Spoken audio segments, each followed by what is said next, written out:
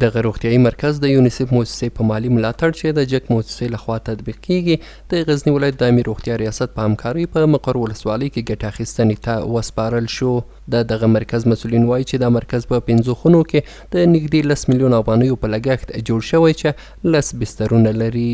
در حدود 10 میلیون افغانی که 5 اتاق بسیار مجهز و استاندارد که بس یک TFU یا مریضای داخل بستر تغذی جور شده که امروز ما شما شاهد افتتاحشان بودیم و با ساختن و این تعمیر مشکلات شفاخانه مقر لله الحمد در بخش تغذی و همچنین گنجایش برای مریضای داخل بستر مهیا می‌گردد و اما مشکلاتی که مردم مقر و خود شفاخانه ولسوالی مقر داشتن با ابراز 10 بستر ان شاء الله این مشکلات حل میشه.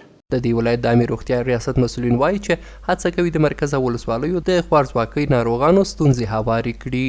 موږ او د موږ قوي رهبرۍ په دې کار کوي تر څو څنګه مستحق مریضانو ته رسیدنه وکړي، تر څو سوء تغذیې علتونه او اسباب له منځه یوسي او شته امکانات د دو سوء تغذیې مریضانو په واک کې ورکړي.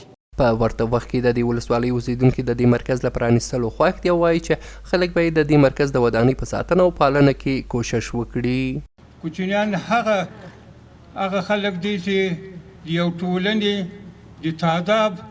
د تاداب ډبر او د تاداب اساس جوړوي.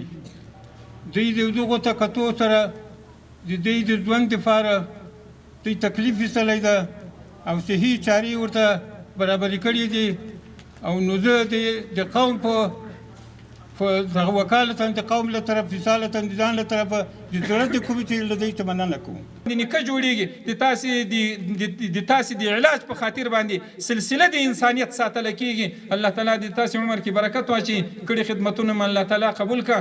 د غزنی ولایت د عامې روغتیا ریاست مسؤلین وایي چې په دې ولایت کې په 8 ولسوالیو کې د ماشومانو د خوارځواکۍ د درملنې مرکزونه فعال دي چې د دې جملې څخه 6 مرکزونه په وروستیو 3 میاشتو کې په فعالیت پیل کړی.